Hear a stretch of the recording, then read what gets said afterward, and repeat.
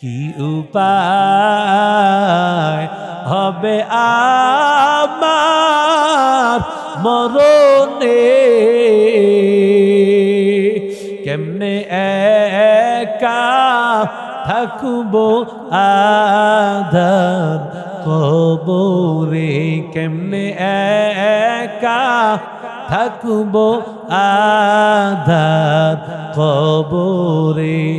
এরে আল্লাহর বান্দা, ও যুবক, আমার ভিতরে আল্লাহর ভয় নাই, অথচ এমন কোন প্রাণী নাই যেই প্রাণীটা আমার আল্লাহকে ভয় করে না। ওরে আল্লাহর বান্দা, তাকাইয়া দেখ, একদিন আমার মায়ার নবীর সামনে এক উট আসিয়া হাজির। এক আল্লাহর বান্দা সাহাবী আসিয়া নবীর কাছে অভিযোগ দেয়, ওগো পয়গম্বর, আমি রাতের বেলায় ঘুমাইয়া গেলে ওটটা আমাকে ঘুমাইতে দেন। প্রচন্ড বিকট ভাবে করে আওয়াজ। নবী সাহাবীকে ডাক দিয়ে বলেন, ও সাহাবী, তুমি কি তাকে ঠিক মতো খাবার দাও? বলে, হ্যাঁ পয়গম্বর, ঠিক মতো খাবার দেই। নবী বলেন, ওটটাকে ডাকো। ওটের সামনে কথা বলার ক্ষমতা নবীরে দিয়েছেন কে? আরো জোরে বলেন। কারণ আমার মায়ার নবী, বিশ্ব নবী, আমার মায়ার নবী ওটটাকে ডাক দিয়া বলে, রে ওট, তুমি কেন তোমার মালিককে ঘুমাইতে দাও না? সারাদিন তোমার মালিক প্রচন্ড কষ্ট করিয়া রাতের বেলায় ঘুমায়, কেন তোমার মালিককে তুমি ঘুমাইতে দাও না? তোমার মালিক কি তোমাকে খাবার ঠিক মতো দেয়? বলে, হ্যাঁ পয়গম্বর, তোমাকে থাকার জায়গা সুন্দর দিয়েছি কিনা? বলে, হ্যাঁ। তোমাকে যেই পরিমাণ তোমাকে দিয়া কাজ করানো দরকার এর চাইতে বেশি করে কিনা? বলে, না। তাহলে বলো, কেন রাতের বেলায় এমন জোরে জোরে করো আওয়াজ? কেন ঘুমাইতে দাও না? আল্লাহর বান্দা ওটের জবান খুলে গেছে। ওট ডাক দিয়া বলে, ও পয়গম্বর, ও রহমাতুল লিল আলামিন, আমার মনিব রাতের বেলায় সারাদিন কষ্ট করার পর আমার মনিব যখন এশারের নামাজ আদায় করেন, সুন্নত আদায় করেছেন, চিন্তা করেন বেতেরের নামাজটা পরে উঠিয়া আদায় করবেন, কিন্তু মালিক ঘুমাইয়া যান। যখন তাহাজ্জুদের সময় উঠবেন, আমি যখন তাকাইয়া দেখতে পাই মালিক এখনো ঘুম থেকে উঠতেছে না, ওই সময় আমি জোরে জোরে আওয়াজ করতে থাকি। কারণ যদি মালিক আমার সামনে থাকিয়া নামাজটা কাজা হয়ে যায়, আল্লাহ হাসরের ময়দানে আমি ওটকে ডাক দিয়া বলবে, ওরে ওট, তোর সামনে তোর মালিক ঘুমাইয়া কাজা করেছে নামাজ, কেন ডাক দাও নাই রে ওট? ওরে আল্লাহর বান্দা, অথচ ওটকে তো আল্লাহ জিজ্ঞাসা করবে না রে বাবা, কারণ জিজ্ঞাসা তো মানুষের জিজ্ঞাসা হবে, জিনের আর কারো জিজ্ঞাসা হবে না। ওরে আল্লাহর বান্দা, এরপরও ওর মধ্যে ভয়। ওরে আল্লাহর বান্দা, ও দুনিয়ার মানুষ, আর তুমি হাজী সাহেব 5 ওয়াক্ত নামাজ মসজিদে আসিয়া আদায় করো, অথচ তোমার সন্তান বিবি পরিবার নামাজ আদায় করে না।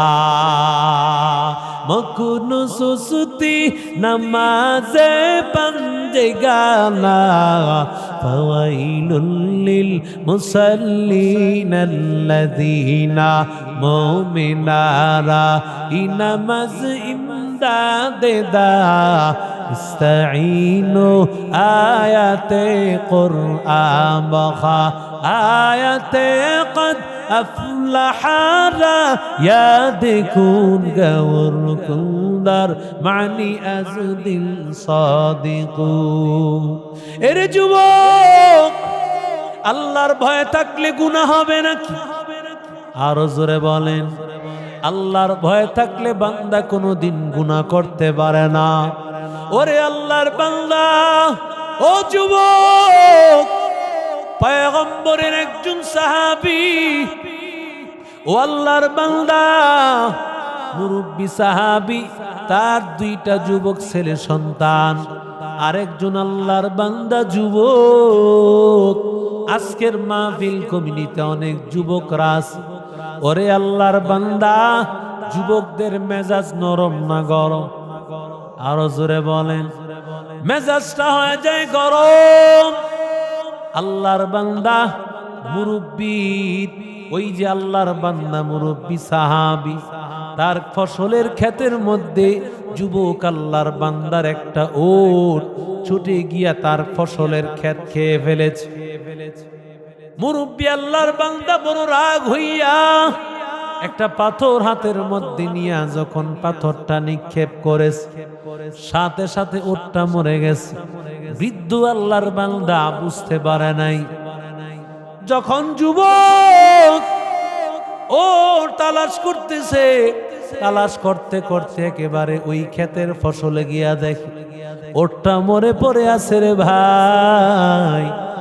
আর এক আল্লাহর বান্দা মুরব্বী ওটের সামনে দাঁড়ায় আছে, ডাক দিয়া বলে, আমার ওট মেরেছে কে? বলে, তোমার ওট, তোমার ওট আমার ক্ষেতের ফসল খেয়েছে, আমি রাগের মাথায় পাথর মেরেছি, মরে গেছে। আল্লাহর বান্দা যুবক, সেও রাগ আর কন্ট্রোল করতে পারে নাই। আল্লাহর বান্দা সেও পাথর হাতে নিয়া মুরব্বীর চেহারা বরাবর মেরেছে। মুরব্বীও সাথে সাথে মারা গিয়েছে। মারা যাওয়ার পর যুবকের ভিতরে তো ঢুকে গেছে ভয়, মারলাম কারে? কারণ মেরেছে তো রাগের মাথা। ইন্নামাল মুমিনুনা আল্লাযীনা ইযা যুকিরাল্লাহু ওয়াজিলাত কুলুবুহুম। আল্লাহ বলেন, মুমিন বান্দার যখন আল্লাহর ভয় দিলে আসবে, তখন সাথে সাথে অন্তর কেঁপে উঠবে। ওরে আল্লাহর বান্দা, ওই যুবক আল্লাহর বান্দা যখন রাগের মাথায় মুরব্বির পাথর মেরে নিক্ষেপ করেছে, মুরব্বি মারা গিয়েছে। কিন্তু বান্দা চাইলে তো এখান থেকে দৌড় দিয়া চলে যাইতে পারতো, কিন্তু না না, আল্লাহর বান্দা এখানেই দাঁড়ায় রইল, এখানেই দাঁড়ায় রইল। যখন ওই যুবক মুরব্বির দুই সন্তান তালাশ করতেছে, কই তাদের বাবা, তালাশ করতে করতে তালাশ করতে করতে এক পর্যায়ে দেখে ক্ষেতের ফসলের মধ্যে সেখানে তার বাবা মরে আছে, একটা ওটও মরে আছে, যুবক একজন দাঁড়ায় আছে। আল্লাহু আকবার। বর্তমানে কি কল্পনা করা যায়? হ্যাঁ, কল্পনাও করা যায় না। গাড়ি একজনে মেরেছে, সে মাইরাই দেয় দৌড়, কারণ জানে দাঁড়াইলি তার অবস্থা খারাপ হয়ে যাবে। ঠিক না বে? ঠিক জোরে। এরে আল্লাহর বান্দা, ও যুবক, যেমন আহনাফ খালিদ কলরবের শিল্পী, ওরে যখন হুন্ডাওয়ালা উঠাইছে, যখন একটা আইল্যান্ডের মধ্যে আসছে, সাথে সাথে আইল্যান্ডের মধ্যে রাতের বেলায় দেখে নাই, সেখানে দ্রুত গতিতে চালানোর কারণে হুন্ডা থেকে ছিটকে পড়ে আহনাফ খালেদের সেই হেলমেটের একটা জায়গা গলার মধ্যে ঢুকিয়া রক্তক্ষরণ হয়ে জমিনে পড়ে আছে। আল্লাহর বান্দা সেও দিয়েছে দৌড়, আল্লাহর বান্দার দিকে তাকায় নাই, মনে করেছে যদি মারা যায় তো আমার উপর বিপদ আসবে। কিন্তু মুমিন বান্দার হালত তেমন হবে না। চিন্তা করা দরকার ছিল, বাঁচুক মরুক আমি তাকে হসপিটালে নিয়ে যাই, এটাই তো হবে মুমিনের কাজ। কথা কোন ঠিক কিনা? আর মুমিনের কাজ হলো এখন কার কার কারে কতটুক আইকালার বাস দন যায়। কথা কোন ঠিক না বেঠিক? এরে আল্লাহর বান্দা, ও যুবক, তাকাইয়া দেখ, যুবকের দিলের মধ্যে ভয়। যুবক এখান থেকে সরে না, যুবক এখানে দাঁড়ায় আছে, বলে আমার বাবারে কে মেরেছে? যুবক চোখের পানি ফালাইয়া যুবক ডাক দিয়া বলে, রে ভাই, মনে হয় তোমরা মুসলমান, তোমার বাবাও মুসলমান। তবে শুনো রে ভাই, আমিও একজন মুসলমান। আমি বড় একটা অন্যায় করে ফেলেছি। আমার ওটা তোমার বাবার ক্ষেতের ফসলের মধ্যে মুখ দিয়েছে। বাবাই রাগান্বিত হইয়া পাথর মেরেছে, আমার ওটা মারা যায়। আমিও রাগের মাথায় তোমার বাবার শরীরে পাথর দিয়ে আঘাত করেছি, তোমার বাবাও মারা গিয়েছে। আমারে শাস্তি দাও, আমারে দুনিয়ার শাস্তি দাও, আমারে খলিফা ওমরের কাছে নিয়ে যাও, দুনিয়ার শাস্তি দাও, কারণ জাহান্নামের শাস্তি সহ্য করতে পারবো না। এরে আল্লাহর বান্দা যুবক, আজকে তো দিনে দুপুরে মারিয়া চলিয়া যায়। ওরে আল্লাহর বান্দা, ও যুবক, আল্লাহর বান্দা দুইটা যুবক থেবার টেনশনে পড়ে গেল, ভিতরে ভিতরে রাগ, বাবারে মারিয়া ফেলছে। আল্লাহর বান্দাকে নিয়া ওমরের দরবারে করলেন হাজির। ওমর ডাক দিয়া বলে, ও যুবক, তোমার উট মেরে ফেলেছে, তুমি তোমার উটের বিনিময় একটা উট পায়া ফেলতা, সব শেষ হয়ে যাইত। হাতের বদলায় হাত, পায়ের বদলা পা, দাঁতের বদলায় দাঁত, জানের বদলায় যাবে জান। যেহেতু তুমি মেরেছো, বিনিময়ে তোমাকেও দেওয়া হবে, কতল করা হবে। আল্লাহর বান্দা, মরার জন্য রেডি হও, মরার জন্য প্রস্তুত হয়ে যাও। আল্লাহর বান্দা ওমর ডাক দিয়া বলেন, ইন্তেকালের আগে তোমার শেষ ইচ্ছা বলতে কিছু আছে নাকি? আল্লাহর বান্দা ডাক দিয়া বলে, ওমর, আমার শেষ ইচ্ছা হলো, এক আল্লাহর বান্দা, মক্কা থেকে বহু দূর আমার বাড়ি, সেখানে এক আল্লাহর বান্দার সাথে আমি লেনদেন করেছি। লেনদেন করার সময়টা কেউ আমার সাথে উপস্থিত ছিল না, সে আমার কাছে টাকা পায়। এক আল্লাহর বান্দা, ইহুদি, মুসলমানও না, ওর থেকে আমি মাল নিয়ে আসছি, টাকা আদায় করি নাই। আমার পরিবারের লোক কেউ চিনে না, একমাত্র আমি তারে চিনি। যদি টাকাটা আদায় না করে আসি, আর এই অবস্থায় যদি আমি মারা যাই, তাহলে ইহুদির দলেরা মুসলমানকে সারা জীবন গালি দিবে। দেখো না, মুসলমানের দল মানুষের হক মেরে খায়, আছে না নাই? আরো জোরে বলেন। এলাকায় তো না এরকম মানুষ, আছে এরকম মানুষ, মাইরা দেয়, পরের জমিন মাইরা দেয়, আসেনি? হ্যাঁ, এরে আল্লাহর বান্দা, তাকাইয়া দেখো, আল্লাহর বান্দা বলেন, কেমন আল্লাহর ভয়। আমি একজনের কাছে, আমার কাছে টাকা পাই, সেটা শোধ করতে হবে। বাকি যে খাইতে থাকে মুখস্থ, বাকি খাওয়ানোর সময় দুলাভাই, তখন ঠিক না বেটি, ঠেওটা নেওয়ানোর সময় বাপ রে বাপ, একবারে দোয়াইতে দোয়াইতে এই সুগন্ধা, আপনাদের এই পটুয়াখালীর বড় হোটেলের নাম কি? সুন্দর, হ্যাঁ, সুন্দরবন্নি।